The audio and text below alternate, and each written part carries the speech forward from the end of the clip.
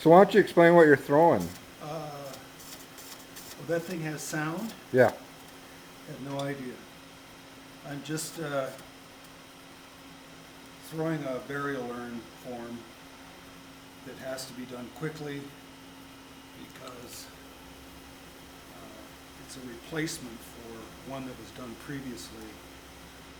And no one thought to, I didn't think to ask if there were any restrictions on size because I didn't know it was going into a little vault, a burial vault. I thought it was going to be something remaining at home, as many people choose to do. It turns out that the original one I did is too tall to fit in the vault. And the interment ceremony is going to be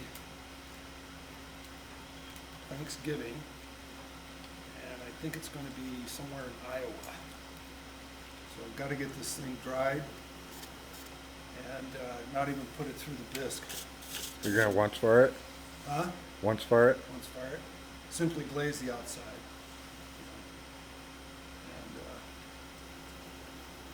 And I'm hoping that, so I'm going to do the one that's thrown, and then I'm going to try and do a quick little hand build one as well.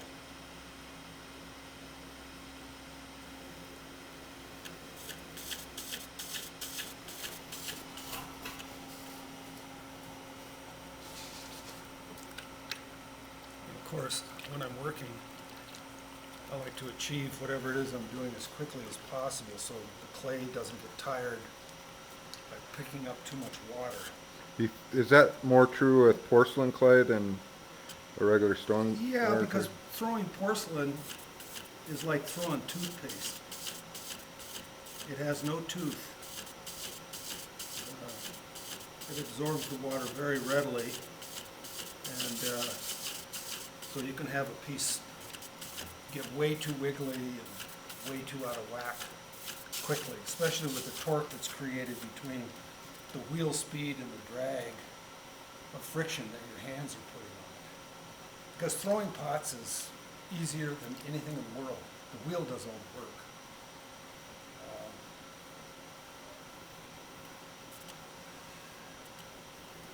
So it's always nice to achieve the form as quickly as possible, I think.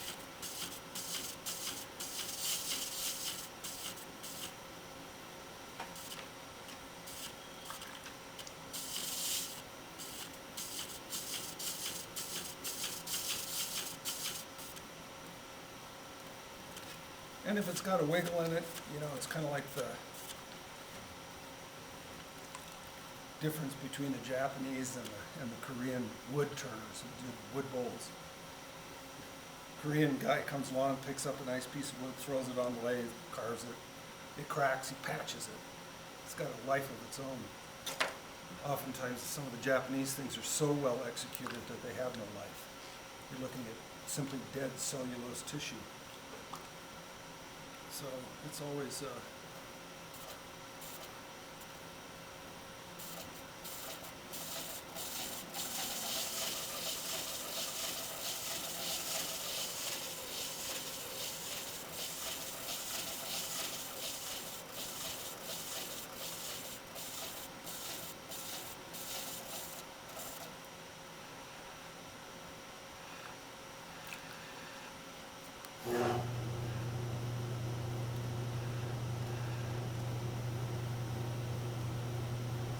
and your viewers will note that there's nothing artistic in this shop.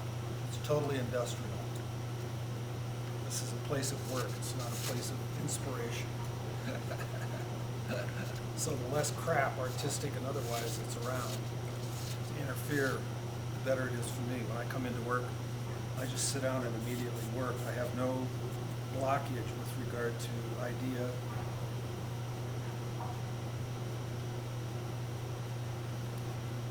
Or influence. And as much as I love many people's work,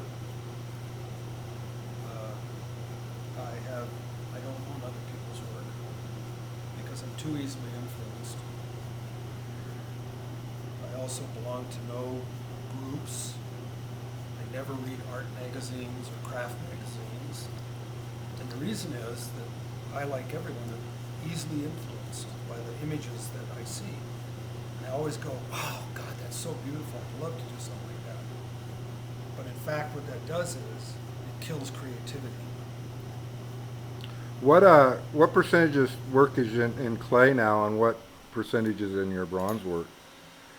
Well, in this year or so, I would say that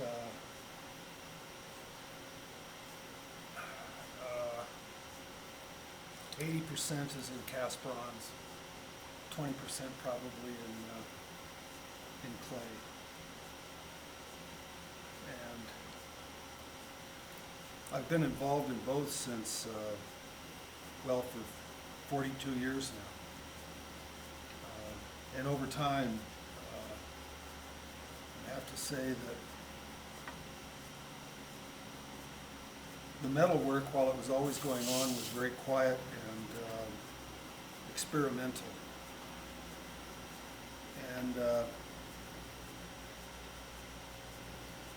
And now it's taking ascendancy. And I utilize the clay now for kind of like my therapeutic fun. It's my relaxation. Because I don't consider that coming to the studio is going to work. You know, I feel really very blessed and lucky to have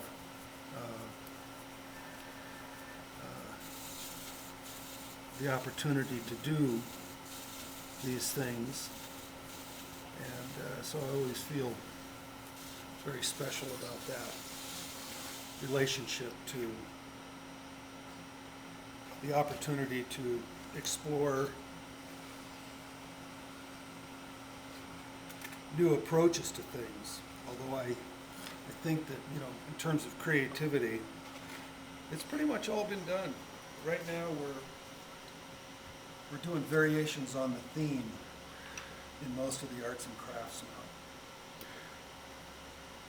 So this urn, you're not going to glaze the interior, you're just going to do your glaze work on the outside? Yes, and even that will be fairly simplistic. The original urn I did had quite a heavy thematic quality to it. It was, excuse me, an exploration of a woman's life who was private secretary to Albert Einstein. Oh, Her wow. father was a U.S. Embassy, I believe, representative to Mexico. She was, in fact, Mexican descent. She spoke 7 languages.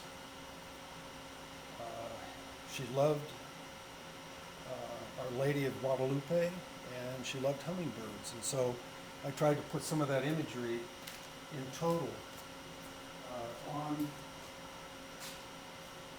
the urn. And it seemed to be very successful for the family. They loved it. But then it turned out to be too tall to fit in the little vault. And that's, so they kind of gave you the dimensions that they needed. Yeah, that it can't exceed 12 inches and 6 inches, and because this woman's husband, who is still alive to this day, will ultimately be cremated and wind up in a vault similarly. So